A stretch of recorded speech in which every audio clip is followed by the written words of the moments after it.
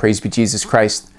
Someone recently brought up to me this idea and the contrast between a stampede of wild animals and a flock.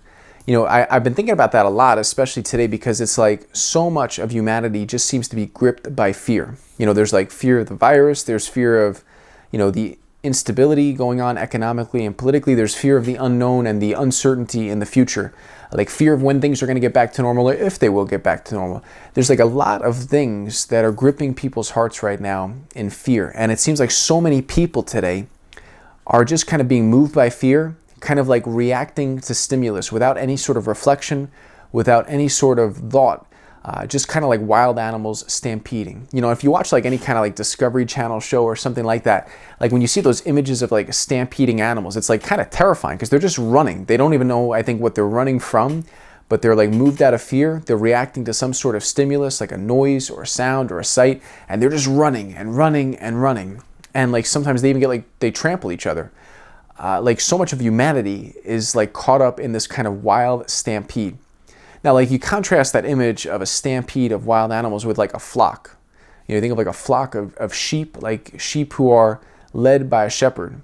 Sheep who peacefully, with like a sort of submission, they follow someone who guides them and leads them and protects them. Like we all know that image of Jesus Christ as the good shepherd. Like Christ is the good shepherd though, but not because he's like someone who lords his power over us, like flexing his muscles, showing how great he is. Like he's the good shepherd who is stronger than any of us for sure. He's the one who's overcome everything, including sin and death. But he's also the lamb who is slain. He's the one who's able to identify with us in everything but sin. He's able to identify even with our weakness, with everything that affects us. And like for us, we hear that image of like perfect love casting out all fear, right? But like for us, perfect love is not like an idea. It's not an abstraction. It's not some like kind of cloudy, nebulous sort of thought. Like for us, like perfect love is a person. Like his name is Christ. He's the one who became like us in all things but sin. He's the one who like took on the form of a slave. He's the one who took on the most frightful thing imaginable, like death on a cross, and he overcame it. He's the one who conquered sin and death. He's the one who conquered fear of sin and death. Like he's the one who knows his way out of the tomb. Like that's what that virtue of fortitude is all about. Like the virtue of fortitude is this strength that comes, a special grace from God, a virtue that comes from knowing him who's overcome everything like that. Like fortitude, that virtue of fortitude is what helps us to overcome fear, even the fear of death.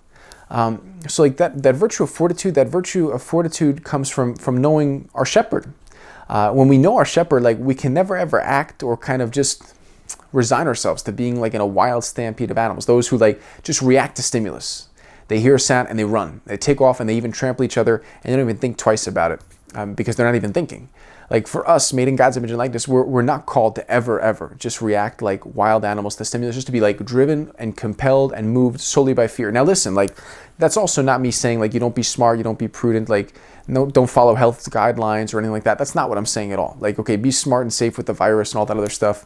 Don't be kind of presumptuous that like, everything's just going to magically be okay. Be smart, be safe, be prudent. But at the same time, to never ever be controlled and gripped by fear, because perfect love casts out all fear. And perfect love is a person. And God bless you.